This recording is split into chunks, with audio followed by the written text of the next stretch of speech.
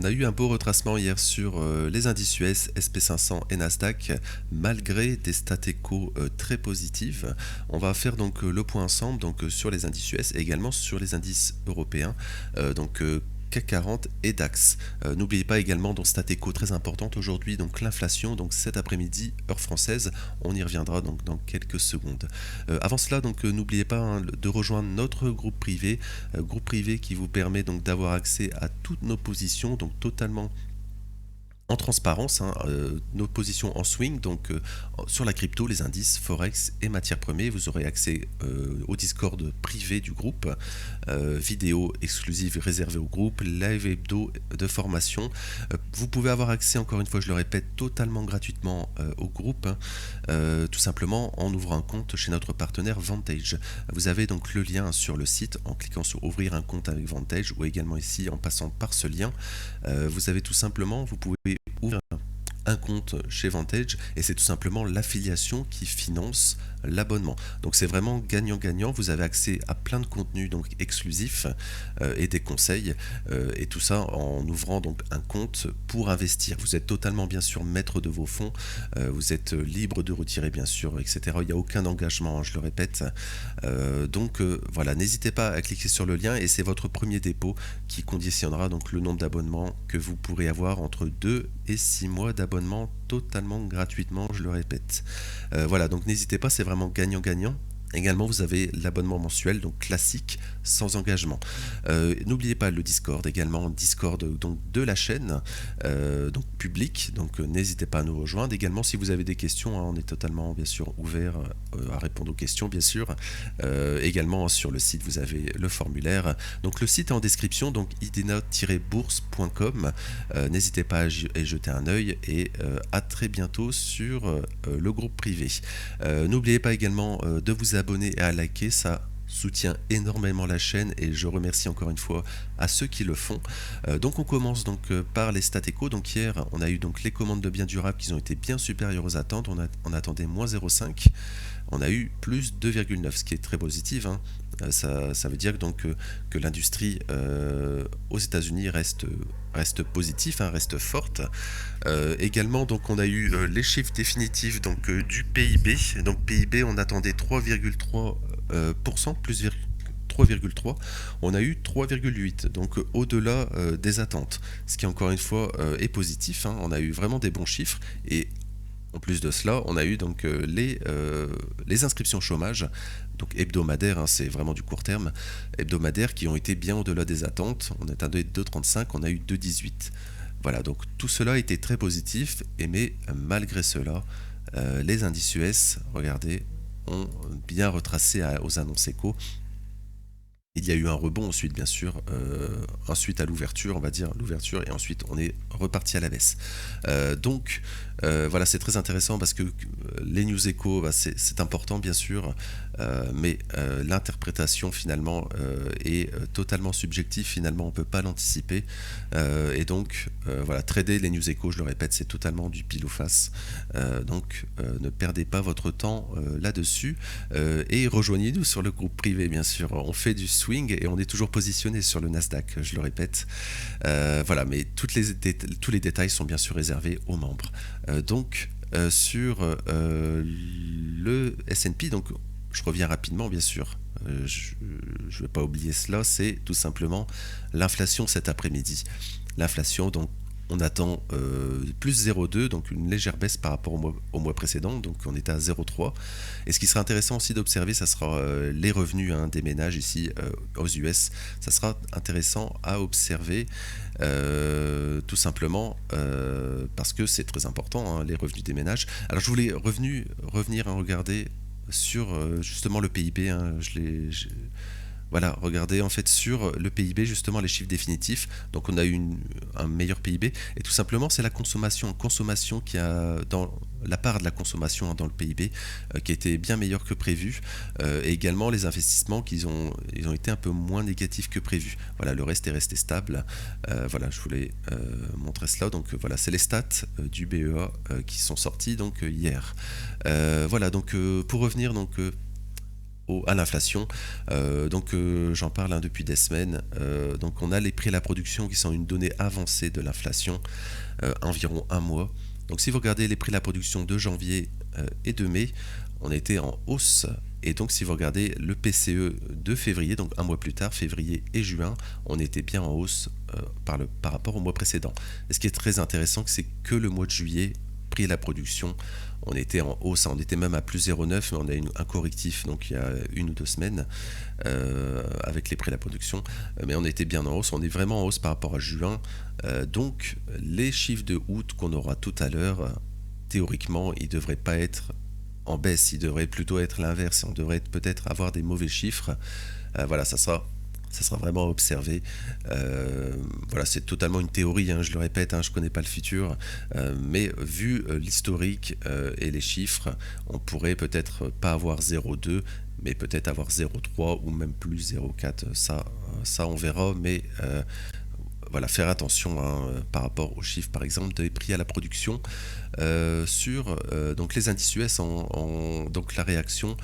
Pour le moment, en fait, on est sur des niveaux très importants hein, sur les indices US. Alors, le S&P, c'est pas visible, mais c'est sur le Nasdaq. Voilà, on maintient finalement sur le Nasdaq le fair value gap, hein, ici daily à court terme, ce qui est positif. Hein. À terme, si on perd ce fair value gap, bah, c'est chercher ici hein, le nouveau plus bas ici. C'est pareil pour le SP500 ici. Voilà, c'est également ici hein, sur le SP500. Donc vraiment intéressant. On a une belle correction. Alors c'est sûr, je pense que c'est sur l'indice. Hein. Oui, c'est sur l'indice ici. Voilà, on a un fair value gap hein, en weekly ici. Hein, voilà. N'oubliez pas, on est vendredi aujourd'hui. Donc dernier jour de la semaine. Là, je suis sur le Nasdaq. Hein. Donc à terme, si on va chercher donc le plus bas ici, voilà, ce plus bas weekly. Voilà, en fait, on reviendrait dans cette zone hein, de fair value gap weekly, enfin ce plus bas daily, pardon, et qui est aussi weekly finalement. Donc on pourrait hein, à terme peut-être, en cas de nouvelle vague baissière, on pourrait totalement revenir dans cette zone. À court terme, bah, on a créé ici un fair value gap baissier, hein, ici, regardez. Voilà. Attention hein, tout simplement à court terme, de ne pas se faire tout simplement rejeter, hein, revenir dedans et pour faire la continuation baissière. Là je suis sur l'indice hein, SP500. Si je regarde sur le SP500, enfin j'étais sur l'indice Nasdaq, là je passe sur l'SP500. Donc sur le SP500, bah, c'est la même chose, on a un petit fair value gap, voilà. C'est exactement la même chose.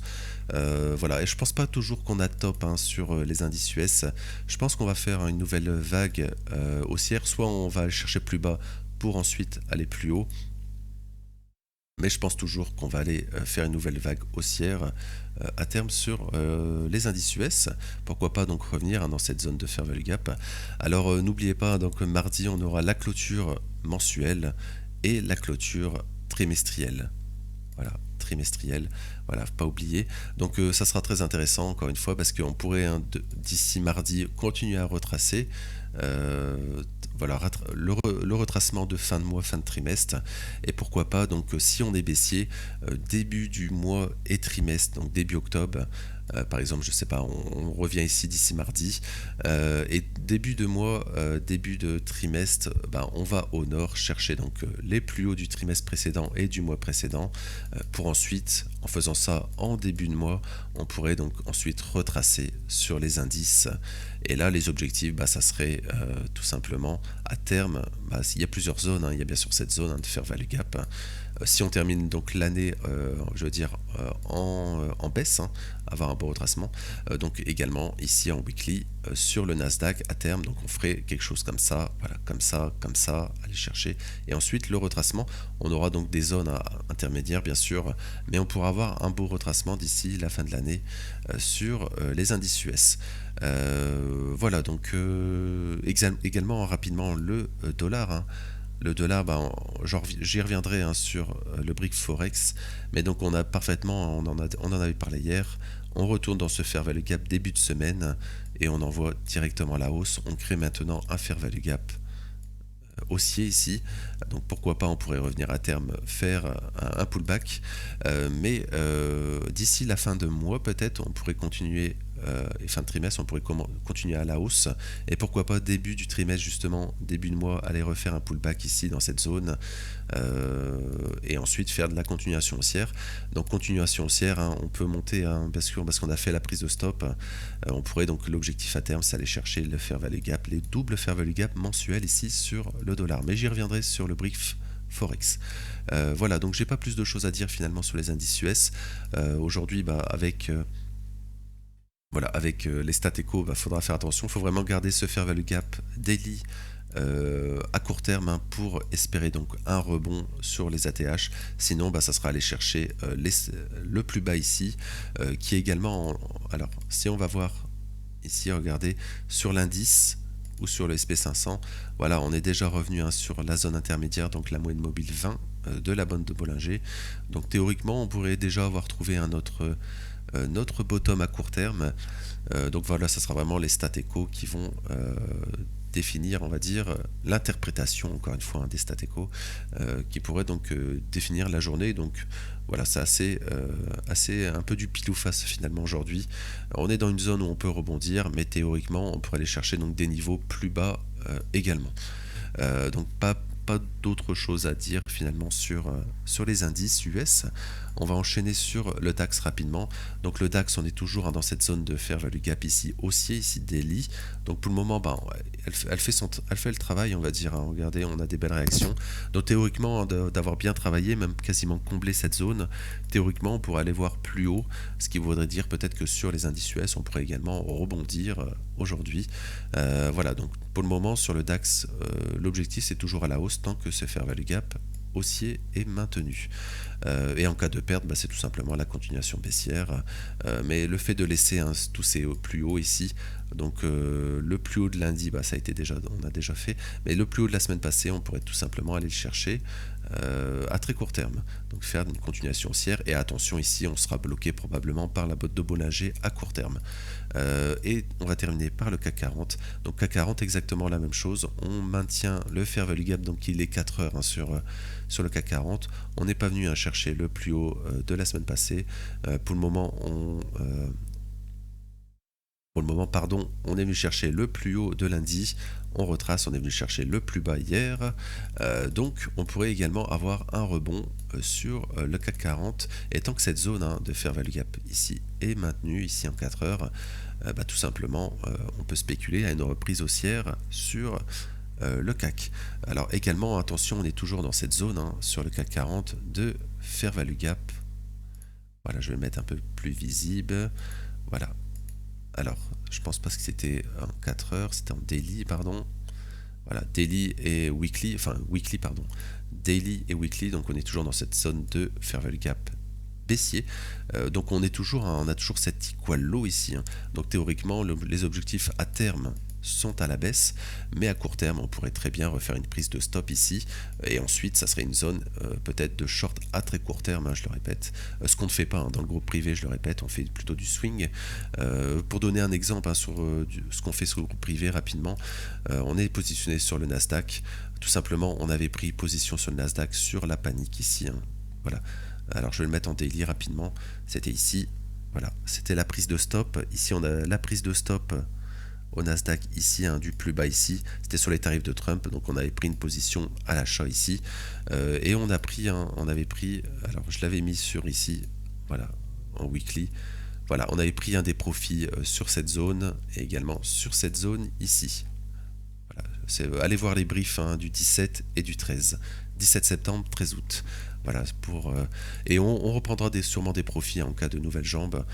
Mais ça, tout cela, on en parle dans le groupe privé et vous avez bien sûr tous les détails disponibles, point d'entrée, point de sortie, etc. Et les signaux en temps réel.